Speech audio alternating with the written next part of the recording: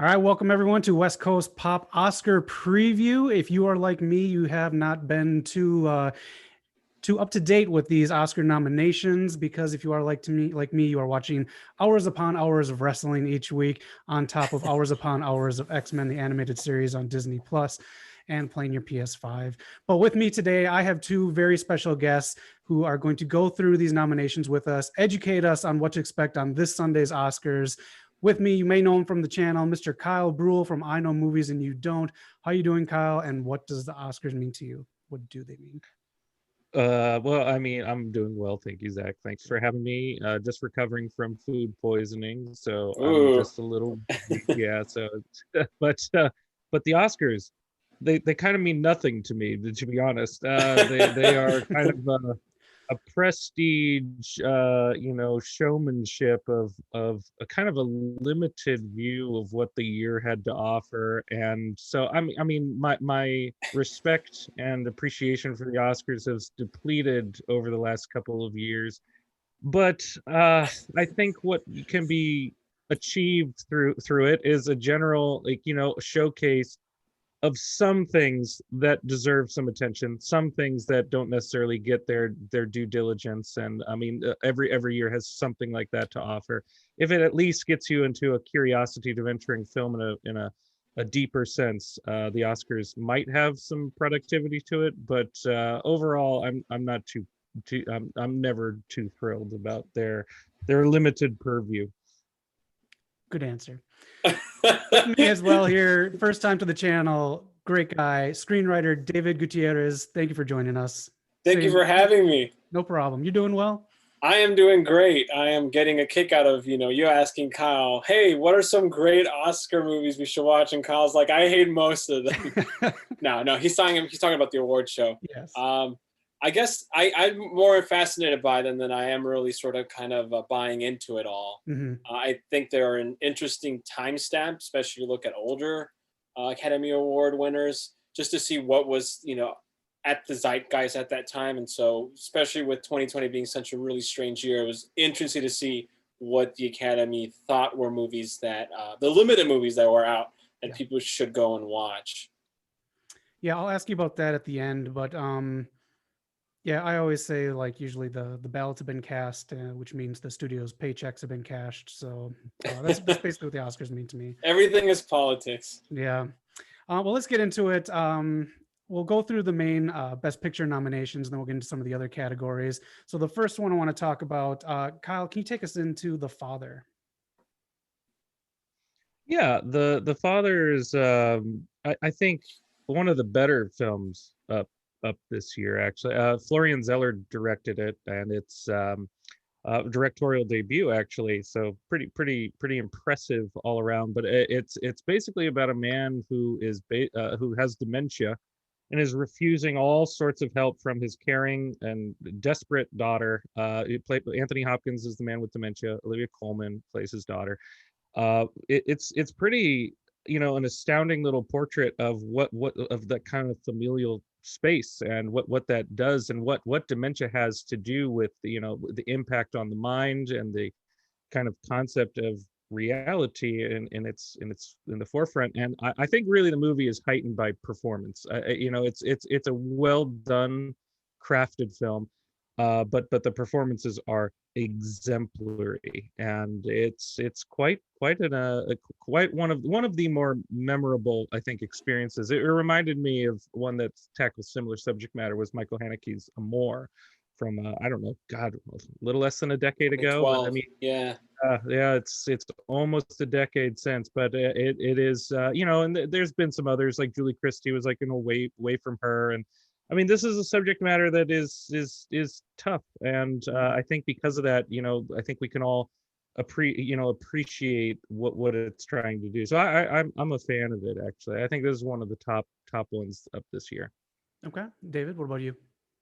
I am also a big fan of it. Out of the 8 nominated films, I think maybe 2 or 3 are movies that I can just sort of kind of wholeheartedly say I really recommend this without having a lot of reservations.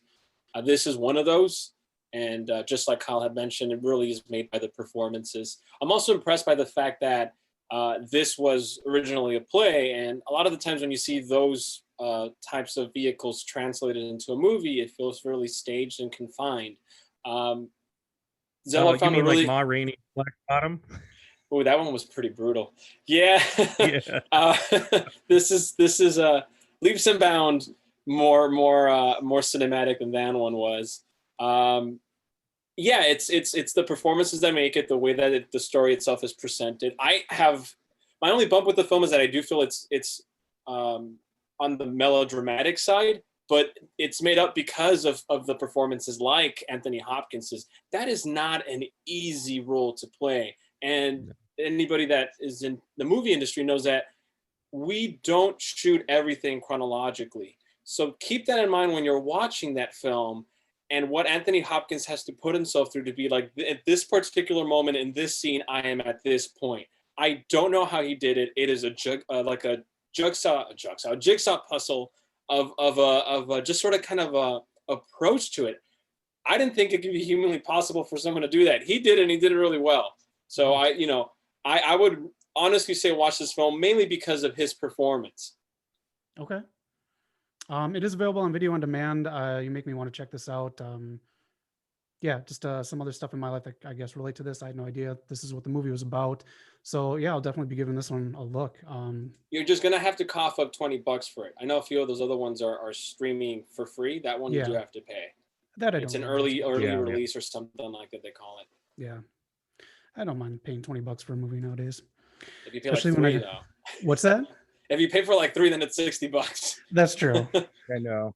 Well, let's get into the next one. If you want to lead this one off, David, Judas and the Black Messiah.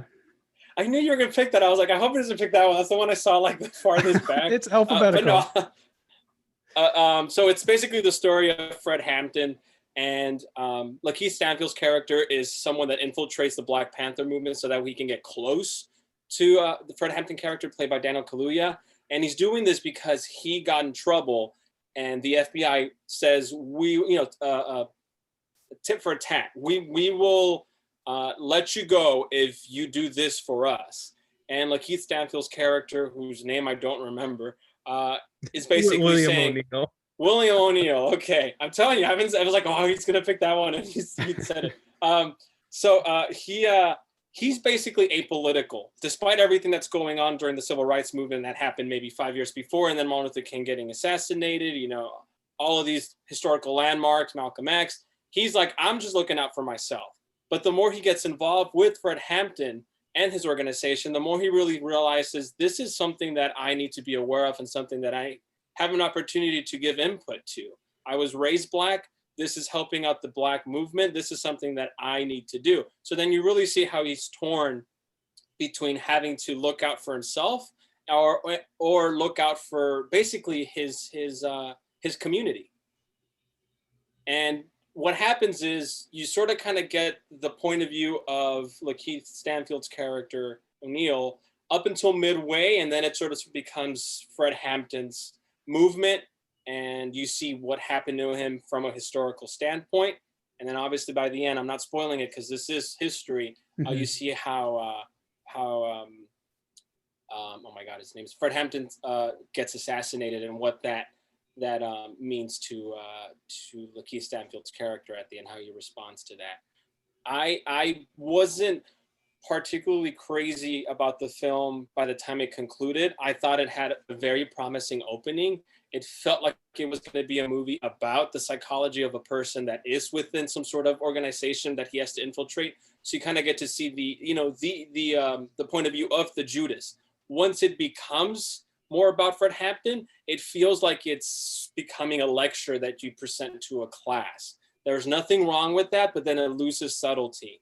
And I sort of kind of describe it best by saying Michael Sheen plays such a garish, a J. Edgar Hoover character that kind of tells you where the film is going.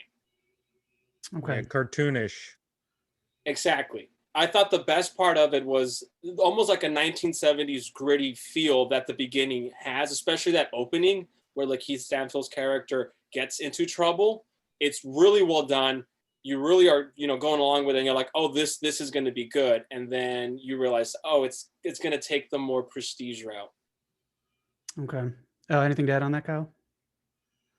Well, I'm in total agreement. I think the first half works Right. incredibly well, and then the second half is a soapbox. And it's unfortunate because I think that movie is also amped up on great performances. Hmm.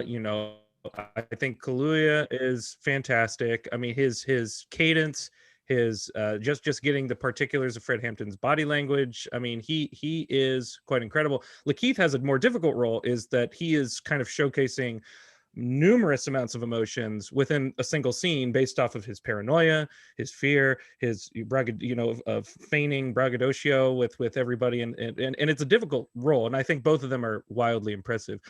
We just talked about this one, and I'm actually releasing, I think, I don't know when you're releasing this, Zach, probably soon, but I'm releasing it this week, is our talk on Judas and the Black Messiah. And I got into how the movie, even though it wants to be this kind of working class radicalism tale of betrayal, which is something that is very common. I mean, you could go back to Molly Maguire's in the 70s. I mean, it's just pervasive throughout these kind of structures. So it's very familiar to me. And with that, I wanted just more out of each of these characters. Both Kaluuya and Stanfield performatively are giving us so much detail and so much of their characters based off however what they're putting in, Mhm. but the script feels superficial in a lot of ways, and both characters come off to me as kind of an enigma by the end. Like, I still don't understand Fred Hampton in his totality, especially there's like contradictory elements to him, especially as they unfold in the final half. And William O'Neill strikes me as kind of because they amped up the closeness, it's fictionalized in a lot of ways. I mean, he was part of the security, he did drive Fred Hampton a couple times, but the closeness that they alluded to very much in this kind of messianic relationship is fictionalized to the point where I don't necessarily understand them too much. And so really it's probably the most I guess digestible of on this list of Oscar nominees, because it comes off as like The Departed, but in a historical sense, and that's how it feels. It just feels like a Departed, in for better or worse. And because of that, it lost me a little bit. By the end. You know what it does, Kyle, is that it starts focusing on the romantic relationship, which is so half baked that It if is it didn't epic. focus on that, you would have had a much richer dynamic between the two protagonists. Yeah, she's also wonderful. She's good. Dominic Fishbank. Yeah, Dominic Fishbank. Yeah, and the thing is she's wonderful. And again, performance tells you a lot more than what the character is written, because Yeah. she is a trope. She is a trope character, but her performance is way better. And so yeah, it's unfortunate because they don't know what to focus on at certain points, and so it becomes a little distracting and disoriented in focus, and that's its problem. It needed to either it needed to be like an Irishman level runtime, like 3.5 hours, to really get into these characters, and unfortunately that nobody costs up that kind of money other than Netflix. Well, Or let's. just be a mini series or something like that too. Yeah, that would be better too. That's true. Um, let's get into a Netflix one. Juice and the Black Messiah is available on HBO Max if you want to check that one out. Let's go into Netflix's Mank. Kyle, what are your thoughts on Mank, and what generally is it about? Yeah, I can do that because David and I did an episode on this, so we both talked over this movie. It's technically about the screenwriter Herman J. Mankiewicz, who came over in the 1920s to Hollywood. I mean, there's a wonderful letter in it, in the movie, where he tells his brother, and he tells Ben Hesh, he tells other screenwriter Ben Hesh, you got to come to Hollywood. Your only competition is idiots, and there's money to be had. And that's kind of his attitude. Herman J. Mankiewicz was a blowhard, egomaniac drunkard, and he just utilized the studio. He wandered through the studio system as just kind of a secondary thought. Writers were kind of a secondary thought in Hollywood. They were just in the rooms. They were playing games. They were gambling. They were drinking, and then occasionally they'd throw a script towards David O. Selznick or Louis B. Mayer, and they would be none the wiser, about what the quality is, just as long as they could sell it.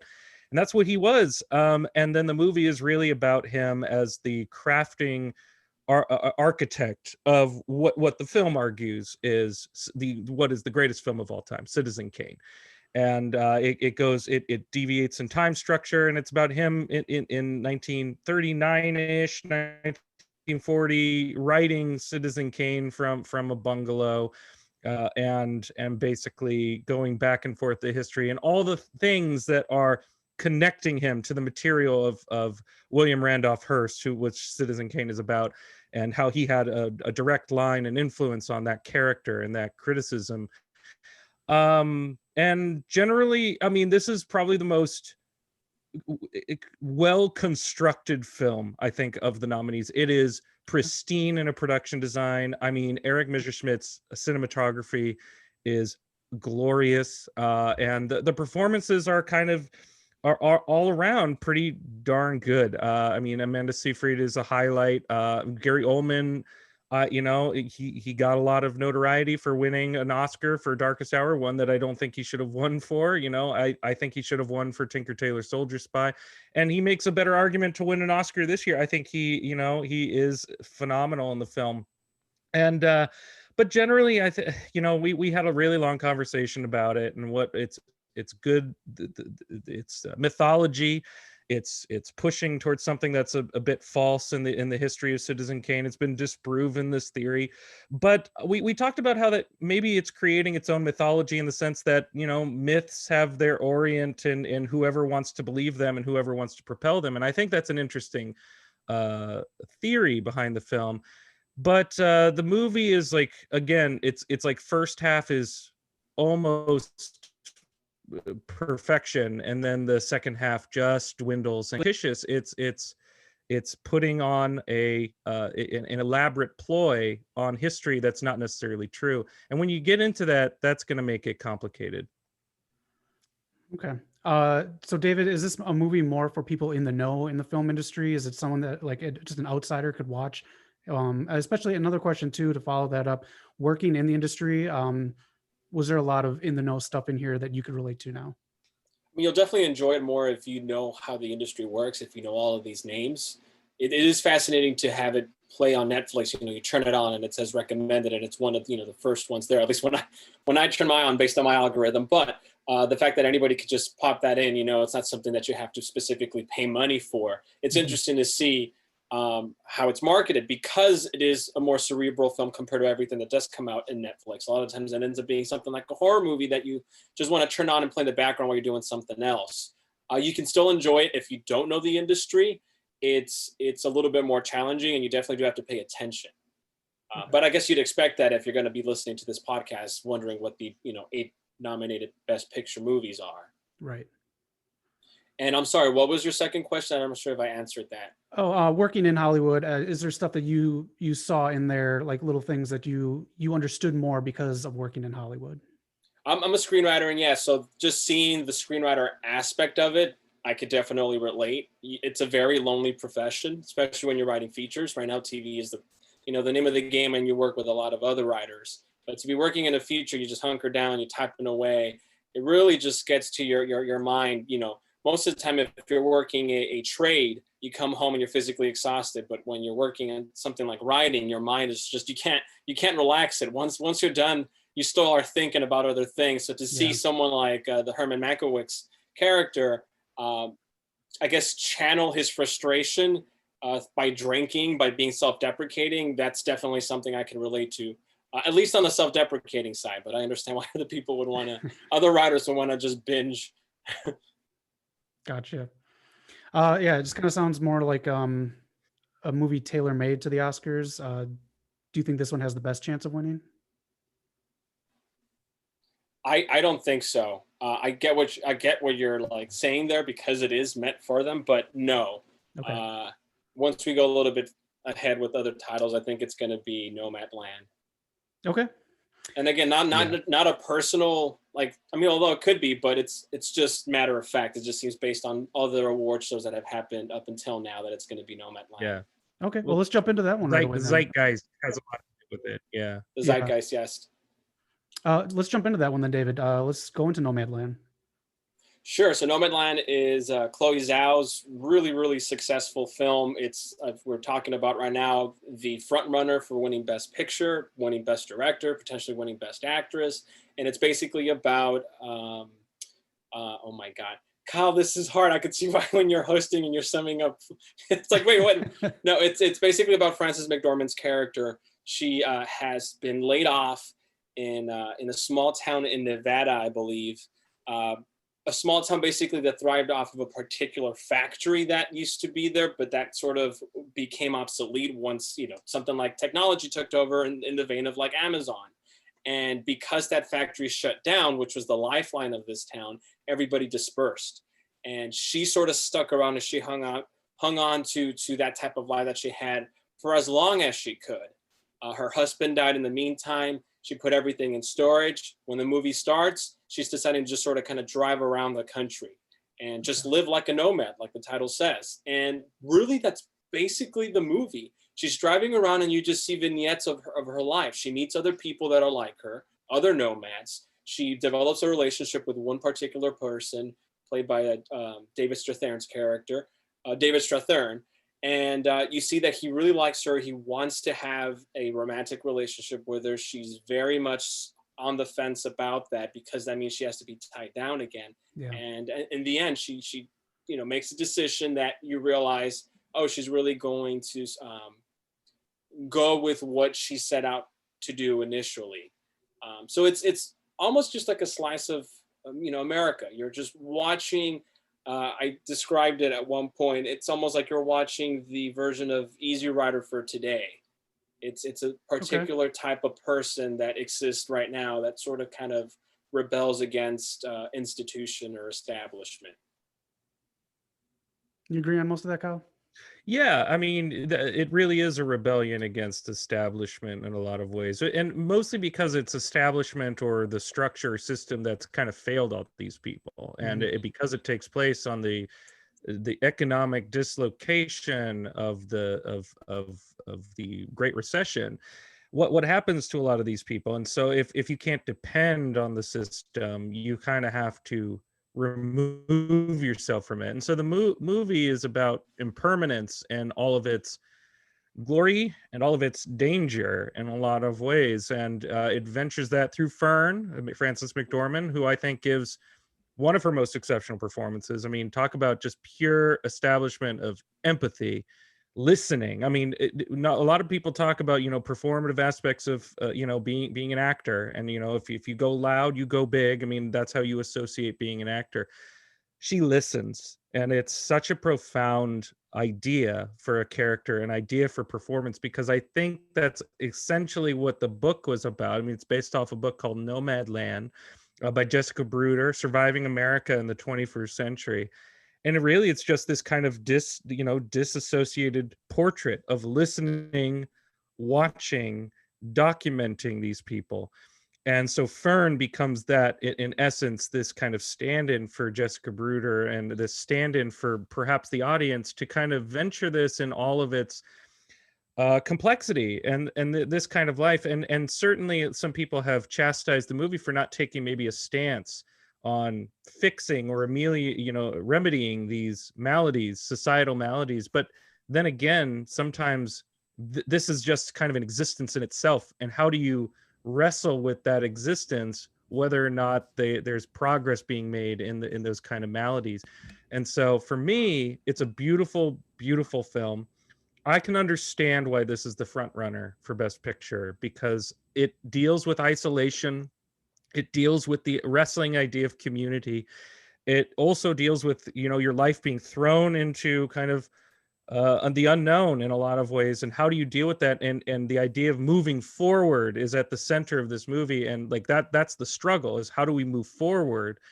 So I can see why this movie, for the zeitgeist of the time, is the front runner for our COVID 2020 experience. I get it. I get why it is. It's not my favorite movie of the year, but it's up there. I mean, it's a strong film, and it has great performances and beautiful, beautiful cinematography. If it's this one or Eric Messerschmitt's for Mank, those are probably the most deserving of the award. I think they are beautiful, beautiful shot films.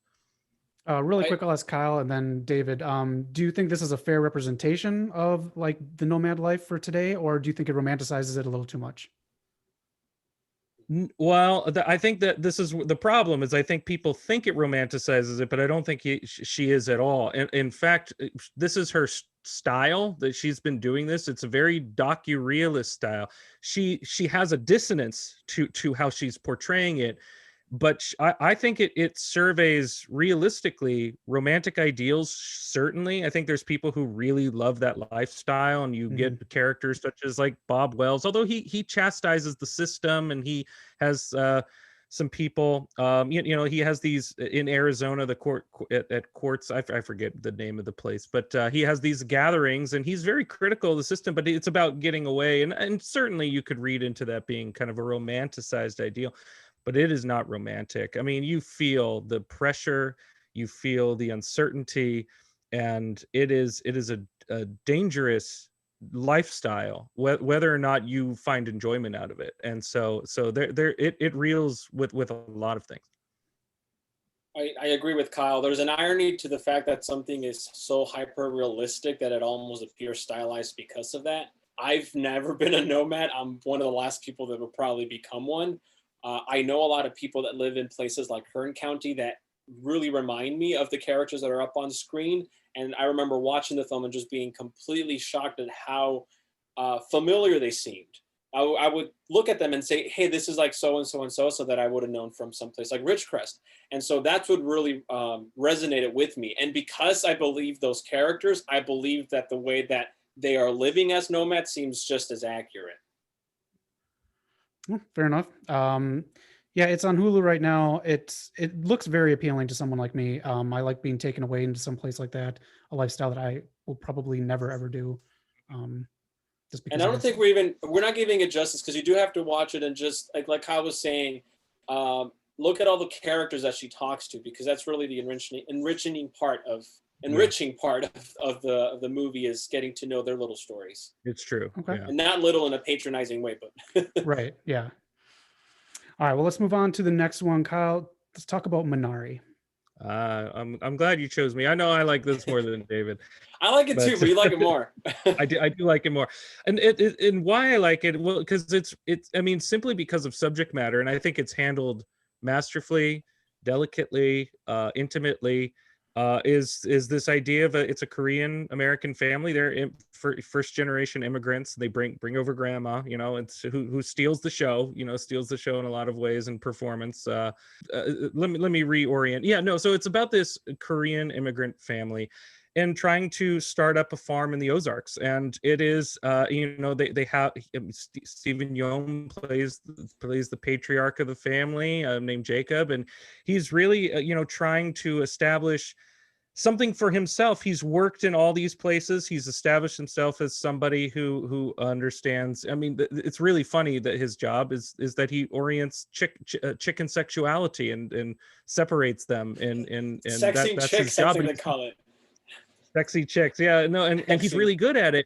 But he wants to be an American, like, this idea of the dream, the American dream. I want to do something for me, and he how he thinks about it is very much like, I have the right formula. I'm going to do Korean produce. I'm going to do all these things myself. And it's about the struggle of, establishing that, surviving and having the resilience of the American dream. And it's not romantic in this way. For me, I like it because it is realistic about the struggles of this and the struggles of being immigrants. But I also I think at the heart of it, like Lee Isaac Chung, who does this film, he's trying to say that they are just as American as anybody born here, or maybe even more so, because that struggle, that fight is what really is established of this kind of the American spirit, or the American exceptionalism that a lot of people, throw to kind of a critical degree. But I really do think that it is showcasing what truly is American, and in a positive way, but that it's also a struggle, and that you also fight as an immigrant for what is American, and what is, your culture, and what is your and what your family is for. And it's difficult. It's a difficult balancing act. And I really liked that intimate portrait of it. I mean, it's set during the 80s, and it really takes you there, and it really takes you into this family. And there's something riveting, charming, and heartbreaking about all of it, as it all unfolds. And so I really like Minari. It just speaks to something that I philosophically in me, and I thought it was beautifully done. And David, you hated the movie? No, I actually think it's really, really, really good. Yeah. I don't like it as much as I like a few of the other options on the Best Picture nominee list. I think, Kyle, this is your favorite out of the 8, right? Yeah, if you had to give me like to ranking them, I think this would be in my top of the 8. I think this spoke to me most. It's very touching, and like Kyle was saying, because they work so hard to try to be an American family, to assimilate, you really do feel for them. My reservations for the movie were more tidbits here and there that I kept bumping into, that eventually after I watched the film more, like, collectively I felt like they just didn't allow me to buy into the movie as much as I had originally hoped. The grandma character is played like the scene stealer that she is, but to the nth degree, I think. And I felt like, great. This is really kind of relishing in that. And we've seen that so many times up to this point now, where there's always this side character, bit character, that because they're quirky, because they're eccentric, they're the ones that we remember. And sometimes we confuse a movie being better than what it is because of that. I'm not saying for that's the case with Minari, but I've seen it happen in other movies. And so I felt like it was going that direction. There are certain things like Minari itself, the plant that, the grandmother takes the protagonist as a little boy to see where it's growing or where she's going to plant it so it could grow, felt very symbolic to me in a way that doesn't really pay itself off. Again, I think that a lot of it is quote unquote cute. Nothing wrong with that. It's me. I'm the cynic here. I compare it a lot to another movie that I liked a lot more from last year called First Cow, because it's also a movie that deals with just sort of like the small moments in life, the details, the relationship that people built with one another in very quiet scenes. But that one felt expansive to me. And it also felt more cinematic to me. And this one just felt like a really well-told story, but it almost felt like, and I used this earlier, a small story. Again, nothing wrong with that. I just felt that I liked it at that, and that was it. And there are other movies that made me feel more. That's fair. Well, That's I mean, fair. I'll jump on that real quick. First Cow was the best movie of last year. It is. I think so too. And it could have been. I think Kelly Reichardt should have been nominated for director. Won, She's done more than enough to earn a nomination at this point. Having worked since early 2000s, has turned out 93, 94 was her first film. Yeah. Yeah. I mean, God, she. I mean, First Cow should have been nominated this year. Should have been up. Probably should have won. When I say the Academy, is it the LaBeouf stuff that you think hurt First Cow? Is it the what? I'm sorry. The Shia LaBeouf stuff. No, the little stuff. Why do you think? It was nominated? I don't know, to be honest. It's a female filmmaker. It came out too early last year, I think. Oh, yeah. That definitely doesn't. And well, here's the thing that's also, I mean, I compared it with Minari, is that also has an Asian American playing a very prominent role, but it's not about. And yeah, he's exceptional in it, but it's not about him and his culture. And right now, the Academy is really focusing in on stories told by minorities with a minority point of view, with someone that's underrepresented. And First Cow is in fully that. Okay. Well, let's go into something with it's the only one that I've seen on the list here. It's got a certain style, a lot of brightness to it, but I actually really enjoyed this movie. It was, I think, more than the trailers let on. Promising Young Woman. David, what do you think about Promising Young Woman? I liked it. The more I think about it, the more I do like it. I have problems with it, but the problems that I have with it aren't, detrimental. I probably like it as much as I like Minari. I might like it even a little bit more just because, again, I am a cynic. I think Kyle will probably disagree with me in that ranking, but it's basically the Dude, this story of movie it's so cynical. It's like stricken. It's almost suffocating in yeah. cynicism. Yeah. Well, the story is basically about Carrie Mulligan, who is almost, think of her like a sniper, but in her situation, she's going out and baiting men that she suspects would take advantage of a drunken woman. And so I don't know if it's established, but it seems like every weekend she goes out to a club, feigns being drunk, lures, well, doesn't lure, has some guy would notice her being drunk and she's playing it, explicitly. Mhm. And she goes along as the drunkard girl, flirting with the guy, and sort of kind of lets them do what they want to do and sees how far they go. If they go to the point where they're actually going to be raping her character, then she sobers up and basically gives them a lecture about what it is they did. She shames them, and she shames them in a way. This is a really weak part, I think, in the movie. She shames them, and then she sort of kind of wags her finger, and then doesn't really do anything about that. But that's basically. There's interesting interpretations because she has different colors in the But in the nothing comes notebook. off that So either.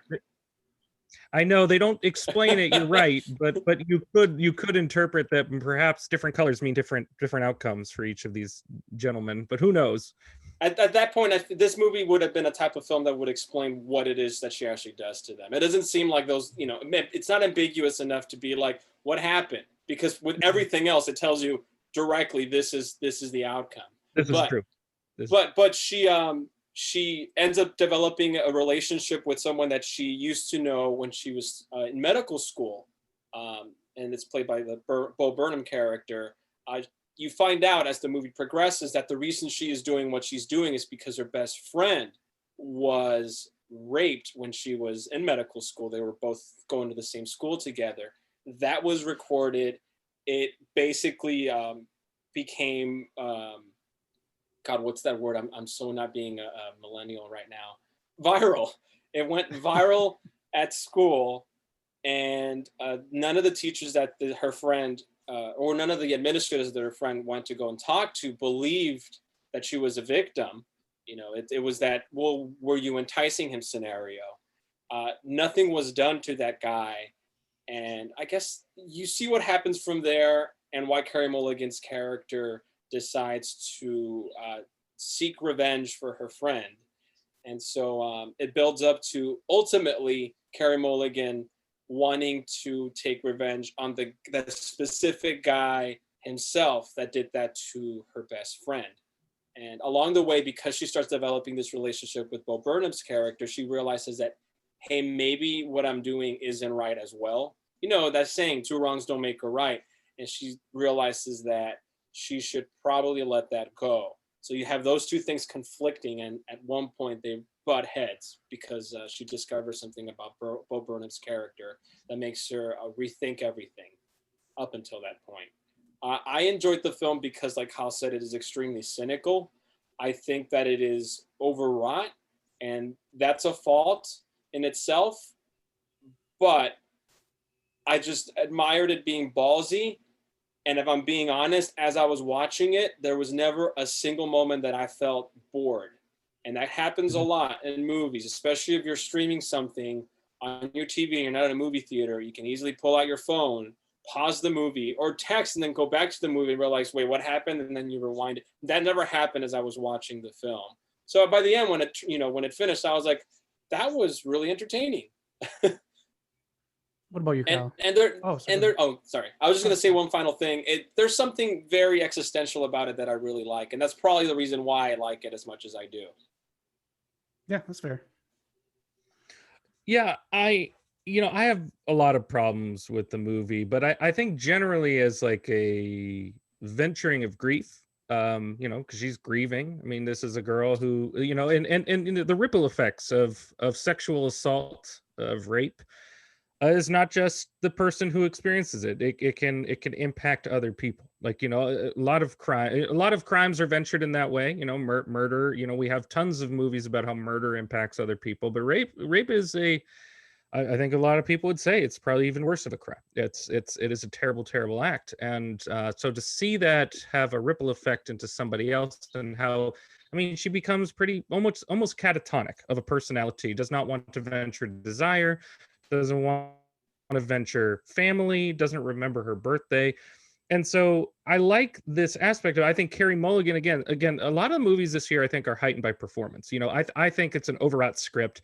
I think there are instances of truth to it. I think it's very much getting onto a lackadaisical attitude of generic sexual assault, or you get these prominent cases such as Brock Turner, these promising young men who get off with just like a slap on the wrist, really. I mean, if you really think about it, and that can be frustrating, that can be that would bring out anger in people.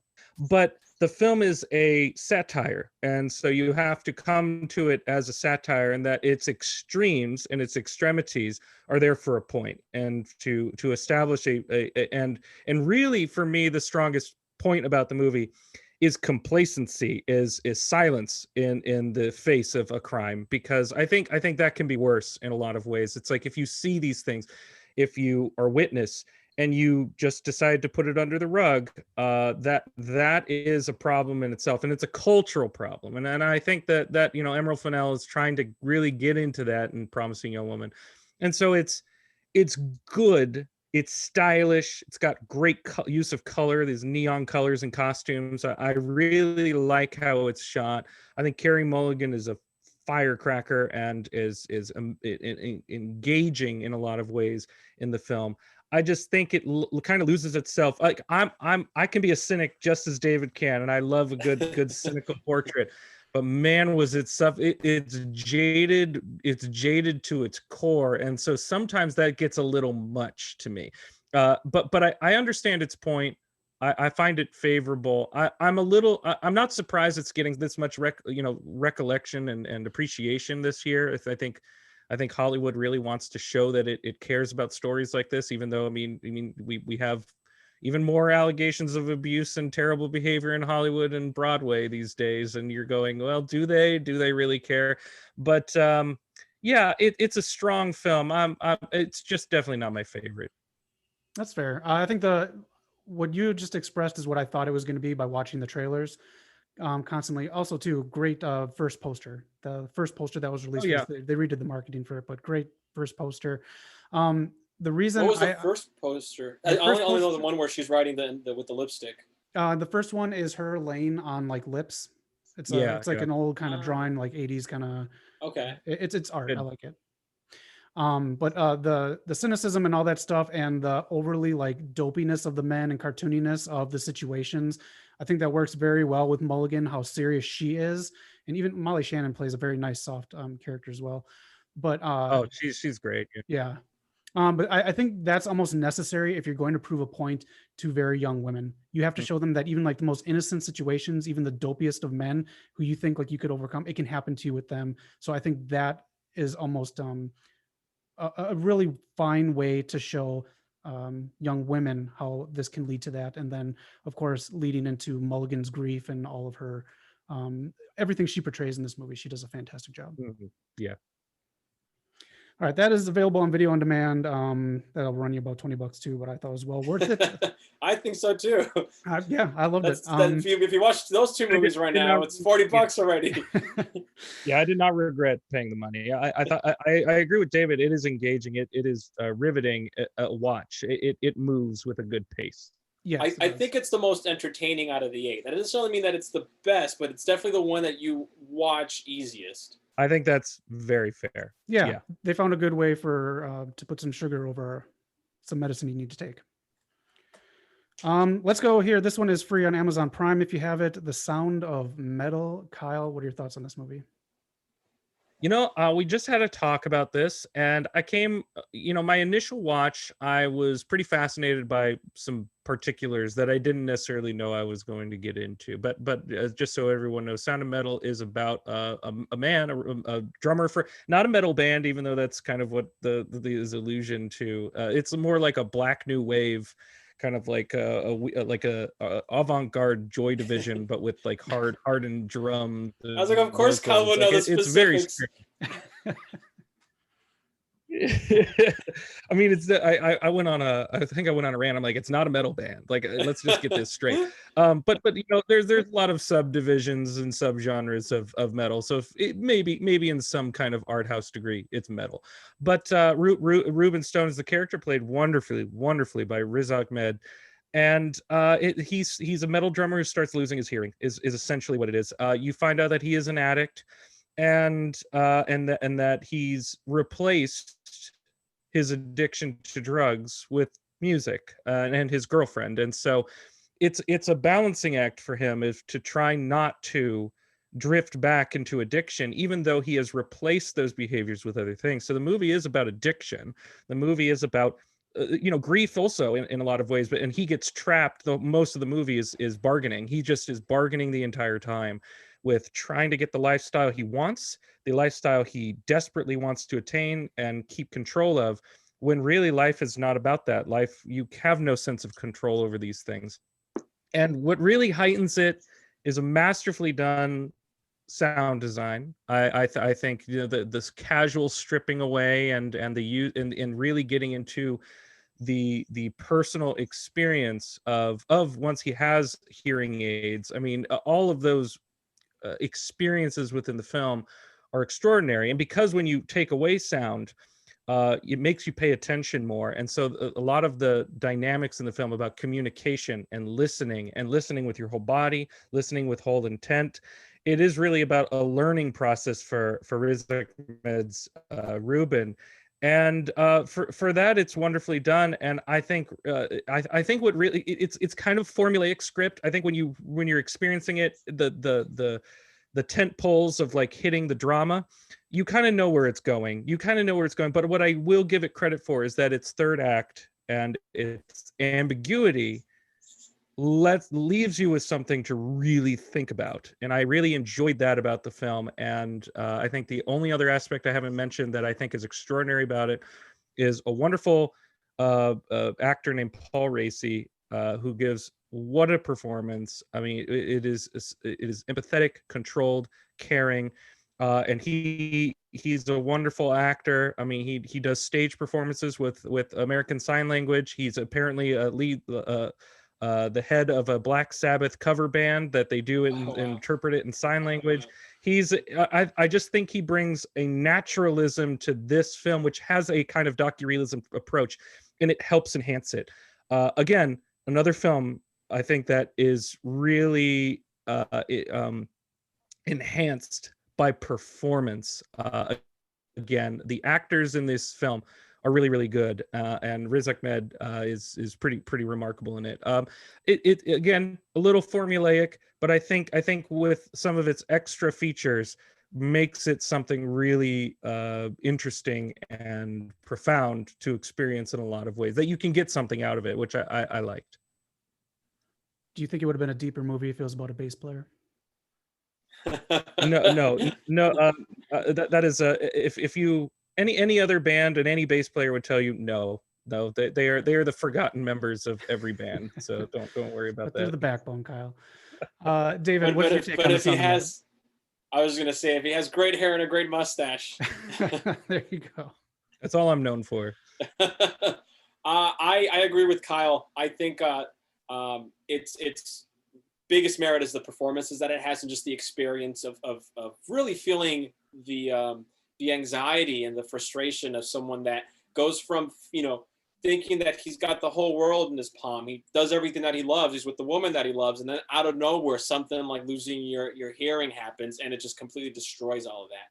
It makes you start thinking about, you know, gee, my life it seems okay, but then something as catastrophic as like losing your leg, what would that do to me?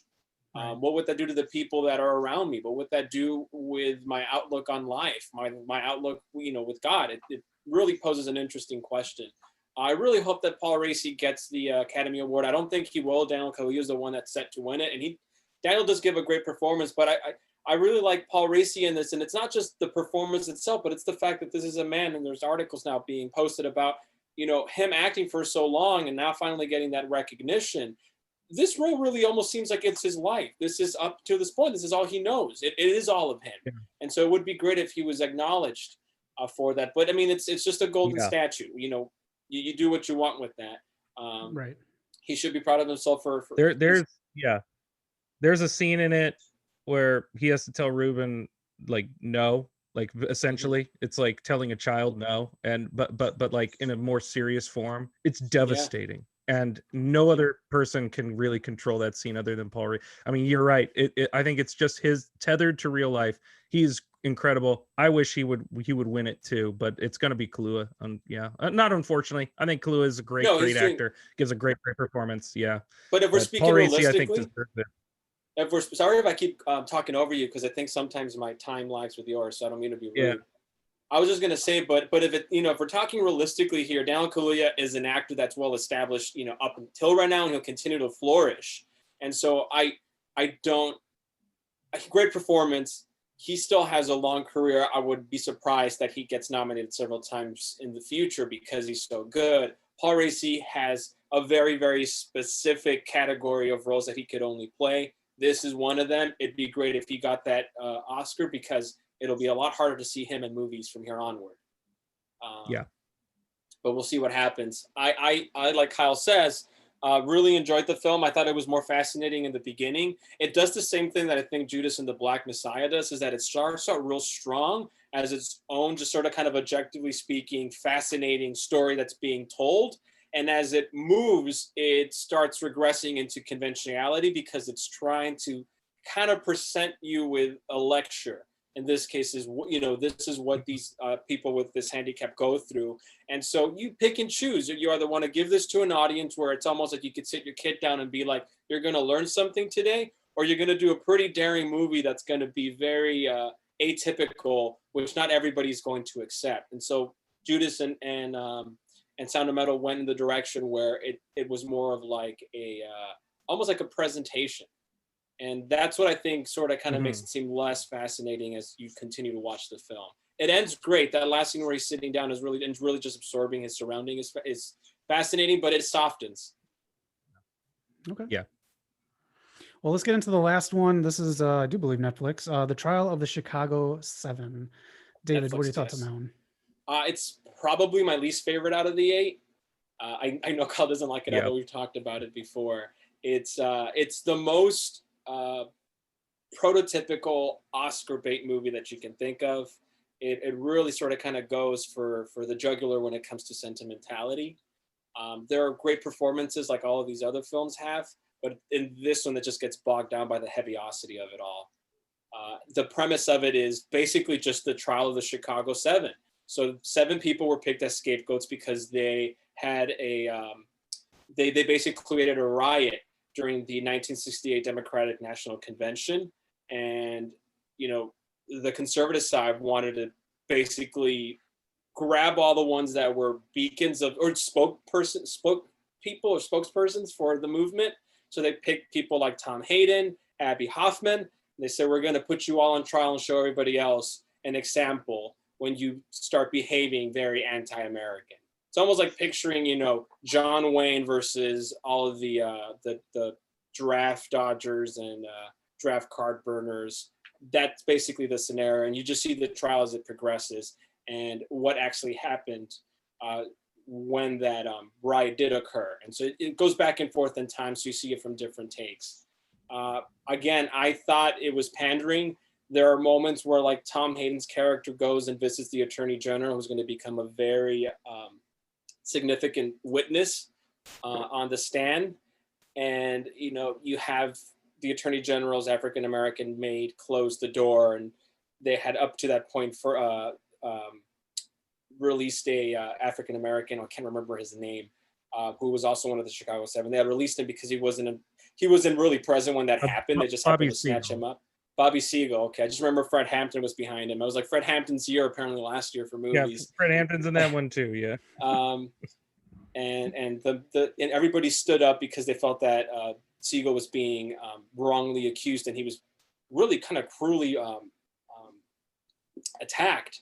And so all these people stood up quietly as part of this sort of kind of defiance against those that were treating Siegel bad. And Tom Hayden's character did not do that. So the maid said, "Why didn't you stand up?" And in my mind, I just figured, this seems like a very nice thing for it to happen in real life. But it would seem like a very nice thing to have happen. In real life, it wouldn't have. I don't think someone in her position would have risked that because she would have lost her job. And so that's sort of kind of like the mentality of the film to me, is that it's like, you know, The Help, or like, I guess you could say Green Book, or gee, this would have been a swell, sweet little relationship, but that's not how the real world works. It's a lot much more harsher than that. I hope that made sense. Yeah, it did. Kyle, you have a different take, or kind of along the same lines? It's really on the same lines. I mean, it is rose-colored glasses into the radicalism of the 60s. It is pander. I called it what is it? Blockbuster for old people. It just you know, wants you to be on the right side of history and just get those moments for you to clap and applaud. And it really uncomplicates the entire process by, I mean, they turn Richard Schultz, the prosecutor, into what would essentially be the moral core of the film, and being swayed to the other side when he was a nasty, nasty individual in the court proceedings. It restructures a lot of movie ends with them reading the names of the people who died when that is not how it happened. So I mean, just it comes off as artificial, and it feels artificial. Everything about it is lacklusterly directed. It is not it's not the best kind of work that Aaron Sorkin can do as a screenwriter either. I know it is a difficult subject matter. I know you're doing a balancing act with so many different characters, so many different occurrences and perspectives. And I think that's, again, when you try and distill that into 2 hours, you're your own worst enemy at that point. You've made the wrong decision. Like, you needed to do something a little more focused on one of these stories to then say almost the same thing. And in the long run, I don't think Trial of the Chicago 7 has anything important to say. I think it really is just to kind of have a celebratory nonsense for people who just want to feel good about themselves, to be like, yeah, that judge is bad. Yeah, this is a sham trial. It's like, yeah, we know this. And but if you're just going to reiterate it, there's nothing really substantial about that approach. So I even said to somebody, I think it was my brother, he was like, do you think Trials of Chicago 7 could win? And it's unfortunate if you look at the betting odds, it's number 2. It could win Best Picture. And I would say that that's just as embarrassing as Green Book winning. Like that would be an embarrassing, blight on the Academy, which they're not above doing. As long as Crash doesn't win again. They're gonna say Crash from 2005 wins again. Well, thanks for taking me through all those movies. Just really quick, we'll start with you, David. What do you want to win? Who do you think will win? And if there's a movie that should have been in this category that got snubbed? I think Nomadland's gonna win. Out of the 8 nominated, I would pick Nomadland, so I am in agreement with that. Me and Kyle talked about First Cow. If that movie would have been nominated, I think that should have won. I think it's the best film of 2020 as well.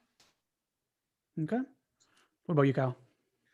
I'm not as clear. I do like Minari a lot, and I think I would put I think should win, in a kind of favor. But I also like Nomadland also sneaks in there too. Like I'm pretty sure Nomadland will win. It will be the winner this coming weekend. Should it win?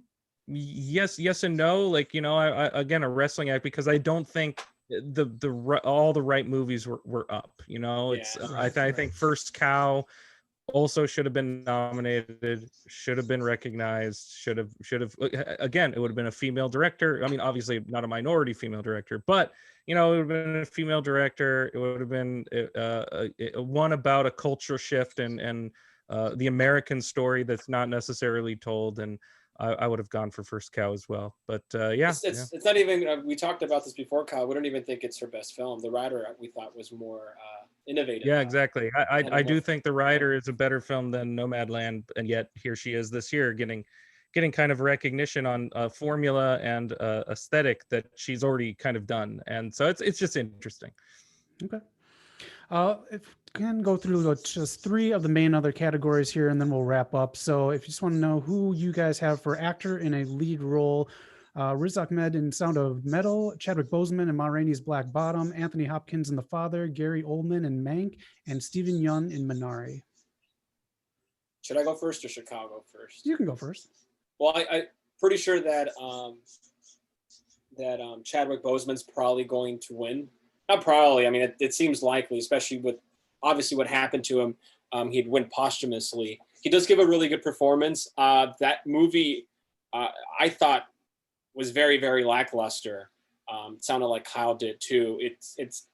I didn't like it, frankly. There's something about the way that it was.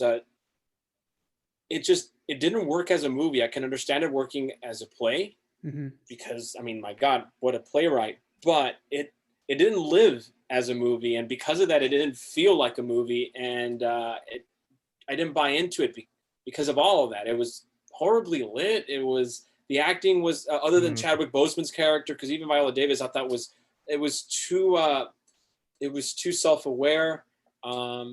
I think the winner should be Anthony Hopkins, and like we talked about, it was just incredible that he had to play that type of role in a way where you have to believe him at every step, because that movie is so intricately structured, and yet here it is filmed not chronologically.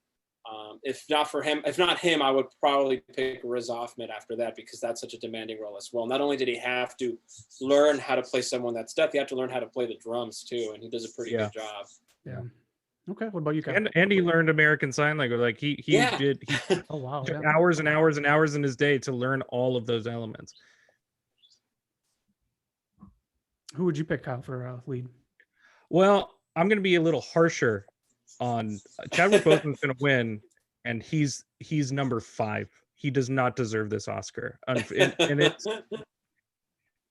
it's really unfortunate. You know, I don't want to be too harsh on somebody who's passed. You know, I mean, talk about a wonderful personality, somebody who's a credit to the art form in a lot of ways, and really, I think that's the notion here, is they are going to give him a posthumous Oscar based off of what the promise of what he had to give and what he has given. Like, you know, this is a substantial man, I think, and who means a lot to a lot of people. So I don't want to belittle his capabilities, and I don't want to belittle his contributions, but what a hokey performance that this will give him an Oscar for. I thought, and it's not his fault, I think he's genuinely performing. It's the film operates in such a hokey demeanor and such a flat art, like weirdly staged presence, that it just mutes everything in that film. That movie is not good. It's not orchestrated well. It's not developed well. And it has this forceful aspect to it. And so I thought it was lackluster in a lot of ways. And really it was lackluster because the film was operating against his performance. But again, you're seeing a totality here, you know, and it's not very good. I think Anthony Hopkins gave one of the performances of his life. And considering that this is coming from a man who's been acting since, the 60s, maybe before, and notably since the 60s, and has been nominated several times, has won Oscars before, I think it's a testament to a career, a height that is hard to capture, and Anthony Hopkins deserves it. Okay, you both are really selling The Father to me, I'll tell you that. It's good. He's really good. I'll take your word for it. You guys. It's short too. Not that many movies are short nowadays. I appreciate short. Let's go actress in a leading role. We have Viola Davis for Ma Rainey's Black Bottom, Andra Day for The United States versus Billie Holiday, Vanessa Kirby for Pieces of a Woman, Frances McDormand for Nomadland, and Carey Mulligan for Promising Young Woman. Kyle, why don't you kick this one off? Well, you know, this is going to be an interesting category, you know, because judging by the, you know, I like to go to these odds, and it looks like actually Carey Mulligan is pulling ahead in the Best Actress category. I would be more comfortable with that. Originally it was Viola Davis, and I think David already mentioned it. Self-aware was is really what defines that performance. And I think Viola Davis again is a wonderful actress, but again, the film does not enhance it in any degree, and it's kind of it is really, again, oh man, hammy and hokey. Is just, that movie is not good. It was a struggle to get through. I would prefer Carey Mulligan to win. She is the odd favorite. It's interesting to see Frances McDormand as number 4 in the odd running, because I actually think it's probably the most difficult performance to give out of the 5. But I thought she was the front runner, so I'm really off. no, she's not the front runner, man. I'm Wow. telling you. Yeah, number 4 in the odds. Yeah, but who knows? She might pull off a surprise there. But I it's gonna be, I think, Carey Mulligan or Viola Davis. Okay. What about you, David? I thought the front runner was Frances and then Carey. I'm glad to hear that it's Carey, because that would have been my pick. Here's the thing. That's the weird thing about the Oscars too, is that I hate to admit it, but I really do like Frances McDormand's performance a lot. And yet my mind says, oh, she's won 2 already. How many has Carey won? And I hate to put that as a logic, but because Carey's performance is just as good as Frances, and that's how I'm rating it. And so I think, well, why not Carey? And again, she is very good in it. She carries the film. There's not a flaw in her performance, despite everything else that could be a flaw in the movie that, gets real bogged down in certain types of politics. She goes all the way. It's a very daring thing for her to do, and she does it well. Mm-hmm. Fair enough. Let's get into the final one here for director. We have Thomas Vinterberg for Another Round, David Fincher for Mank, Lee Isaac Chung for Minari, Chloe Zhao for Nomadland, and Emerald Fennell for Promising Young Woman. Let's go, David. Who do you have for directing? I think that Chloe Zhao is going to win for Nomadland. I could be wrong. It could be another Frances McDormand, but she seems like the front runner. She's won a lot of the award shows. I would pick either Fincher or Vinterberg. I actually want Vinterberg to win it. Me and Kyle have talked about Another Round. We think it's a wonderful film. And just like, hey, you know what? If they're going to give Chadwick Boseman an Academy Award because of his body of work and the fact that he's passed away, but really it's because of that body of work that he's left behind, why can't they do that with Vinterberg or Fincher? They have worked for so long, have made these countless exceptional movies. And in Vinterberg's case, Another Round happens to be just as good as some of his strong ones. Maybe a little bit below them, but still such a solid film, well told, imaginative. The fact that he's the writer just sort of kind of amps it up more, that this is really his project. And so because of all of these elements, I think that he, in my mind, should be the winner. I don't think that's going to happen, but I'm just glad that he got nominated. And I like the video that they that was uploaded where he was surprised that he got nominated and was just really excited. What about you, Kyle? Well, I'm in agreement with the 2 names that he brought up as a option, again, because the front runner is Chloe Zhao, and she will win. She will win the Oscar. It will propel her forward, and she'll bring that level of docurealism and intimacy to the Marvel's The Eternals, and we'll see how that goes. I hope it's going to be like The Rider. Everyone watching it, if that's a Marvel fan, is going to be like, what the hell? Yeah, I would love it if she actually did, but we know that that's not going to happen. But I think the most difficult project that was directed this year is Mank. To immerse you into the studio system of Hollywood, to be that natural and breathing of life into it. We did mention it's kind of a niche film that you kind of have to bring with yourself some knowledge, or else you get kind of lost in it. But I think that getting lost in it is not a knock against the film. I think Fincher got lost in it too, and got lost in that world, and just a production level, the way the camera moves, the enrapturing nature of almost like this time machine back into the time. That's so hard to do, and I think it is the most difficult project to direct. I also think Thomas Vinterberg, it would be lovely for him to get an Oscar. Again, this is a guy who's been working for decades now and has churned out some wonderful, wonderful films. The Celebration, The Hunt come to mind. These are exceptional pieces. And on that note, like Mads Mikkelsen should have been nominated for another round for Best Actor. Like, talk about another name other than Chadwick Boseman who deserves the recognition, for based off pure performative qualities. And I also want to give a shout out real quick. It has nothing to do with this category, but I like that Thomas Vinterberg was nominated just to get the recognition. I agree with David. How about giving another shout out to Ramin Barani, also getting a nomination this year for an adapted screenplay. Oh, that's He's like right. a neorealist poet who never gets recognized. he doesn't. Man Push Cart, Goodbye Solo. I mean, this guy is a wonderful, wonderful filmmaker, and he finally gets an Oscar nomination. No one's talking about it. So I want to just, Ramin Barani is incredible. Watch Chop Shop. Chop Shop is exceptional. And so it's I like that the potential for the Academy Awards to recognize names like this is really, I think, what they should be about is really going through a deep dive of the year and going, okay, who has been making exceptional work? And I know that gets into kind of some politics. It's a different kind of politics, I think, because I think it takes into consideration some people's work along with whether it's quality of today. And if you combine those two sensibilities, I think you get a really good portrait of the cinema that's being made in the decades to come. And again, you're never going to get a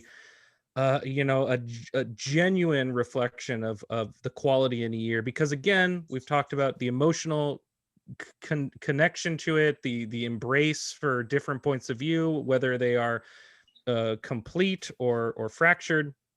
And so I just feel like, the Academy Awards has the potential of doing some good, but mostly it just kind of falls within what is normal politics. Politics is emotional. It's not rational. It's very much based off of a reactionary sense of emotional connection to certain things. And, you never know how that's going to fall. And so zeitgeist has a lot to do with it. And so it's going to be an incomplete portrait, no matter what. Well, you guys, I'm very happy you guys did this, educating me and hopefully other people on the films and everything like that. You guys have such a mind for film. David working in film, Kyle, you're just a cinephile beyond belief. Both of you guys, I just love hearing from you. David's more of a cinephile. No, that's not true. The thing is, everybody's got their own vein. Well, thank you for allowing us to tap into yours. David Gutierrez, thank you for being here. Screenwriter, do you have anything in the pipeline, anything you're working on right now? I'm just writing away at the moment. I'm in between shows right now, so I'll see what happens, but I'm happy that I have the time to be writing, because every writer says, I wish I had the time to write, so I have it right now. Yep. Thank you for having me, though. Not a problem at all. I really appreciate it, David. And Kyle Bruehl, always a friend of the channel from I Know Movies and You Don't. Do you want to talk about, you do talk about some of these movies on your show, but also the Patreon, if you want to discuss that really quick. Well, I mean, yeah. So just how everything goes, I do mathematically 3 seasons a year that's for free. And so I was like, if I do extra content, extra stuff, maybe people might want to pay me for it. And, it's really, you can think of it as a perpetual Kickstarter of it's Patreon. So it's minimum $1 a month and you get everything. And right now we're doing a Bond retrospective. David is on that. Zach's on it as well.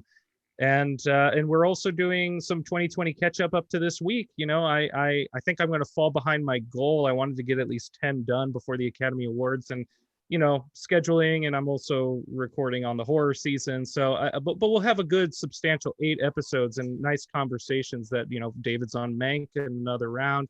I've got one for Judas and the Black Messiah, Sound of Metal.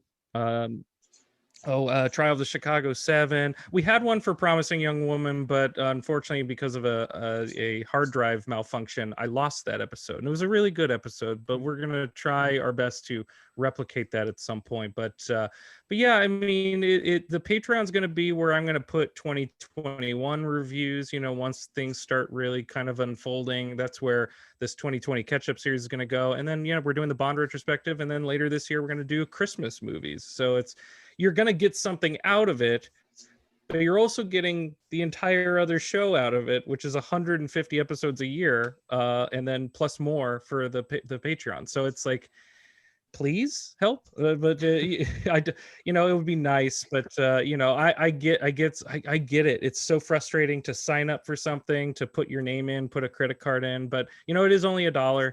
And that kind of help would you know make all this kind of sustainable in a lot of ways. And I just got to say, you learn a lot while listening to one of his podcasts, because he picks movies that all are wonderful, and a lot of them unfortunately are underrated. They're not seen as much, so you end up leaving really wanting to watch a movie, and you won't be disappointed in that film. Yeah, I feel Good the same way. selection, Kyle. Yep. Thank you. Yeah, so hopefully this discussion here helps everyone that is going to be watching the Oscars, or even not watching the Oscars, just kind of get a good feel for the films that are nominated.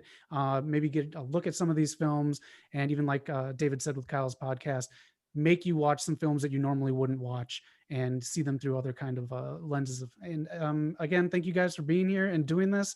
The Oscars do air on ABC, 6:30 Eastern time, 3:30 our time here. I don't know if I'll watch. I might just wake up Monday morning and see, but I already put in an order for barbecue that day. I'm gonna watch them and have barbecue. It'll be interesting to see how they're going to do it during the pandemic. That's the most fascinating part about it. Are you going to watch it live, David?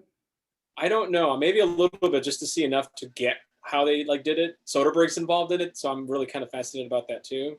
Okay. So I might watch a little. Yeah, I might dabble here and there. Well, anyways, thank you guys for being here. Good discussion. Our first ever little Oscar special here on West Coast Pop. We got a whole bunch going on the channel.